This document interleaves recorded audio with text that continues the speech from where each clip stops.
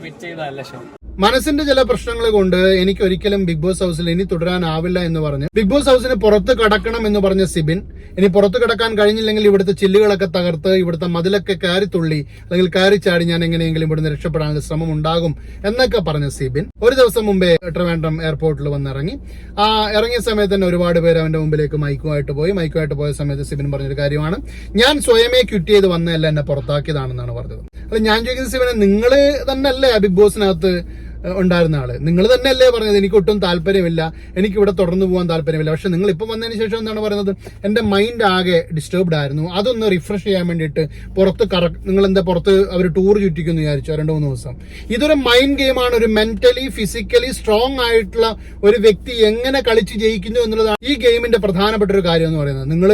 നിങ്ങൾക്ക് വിഷമം വരുമ്പം കുറച്ചു ദിവസം ബിഗ് ബോസ് പുറത്തുകൊണ്ട് ഇരുത്തുക, പിന്നെ നിങ്ങളുടെ വിഷമം മാറിയതിനു ശേഷം അകത്ത് കൊണ്ടുവരിക, അങ്ങനെയൊക്കെയാണ് സംഭവം. സിബിൻ പറഞ്ഞ പ്രധാനപ്പെട്ട ഒരു കാരണം കേൾക്കുമ്പോൾ സത്യം പറഞ്ഞ ചിരി വന്നു. എന്റർടൈനർ ആയിട്ടാണ് എന്നെ അവിടെ കൊണ്ടുപോയത്. അപ്പൊ എന്റർടൈൻ ചെയ്യിക്കാൻ വേണ്ടി എനിക്ക് പറ്റാത്തത് കൊണ്ട് ലാലേട്ടൻ എന്നെ വളരെ മോശമായിട്ട് പറഞ്ഞു, അതുകൊണ്ടാണ് എനിക്ക് മാനസികമായിട്ട് തളർച്ച വന്നതെന്നൊക്കെ പറഞ്ഞു.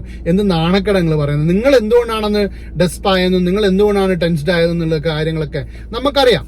അങ്ങനെ ഒരിക്കലും ചെയ്തുകൂടാത്തൊരു സംഭവം പബ്ലിക് പ്ലാറ്റ്ഫോമിനകത്ത് ചെയ്തുകൊണ്ടാണ് അങ്ങനെ നിങ്ങൾ പുറത്തേക്ക് വന്നിരിക്കുന്നത്. പക്ഷെ നിങ്ങൾ അതിനെ പറഞ്ഞിട്ട് അല്ലെങ്കിൽ വെള്ള പൂശി അതിനെ വേറൊരു രീതിയിലേക്ക് കൊണ്ടുവരാൻ വേണ്ടി ശ്രമിക്കണം. എന്താണ് സിബിനെ, ഇതാണോ ഗെയിം?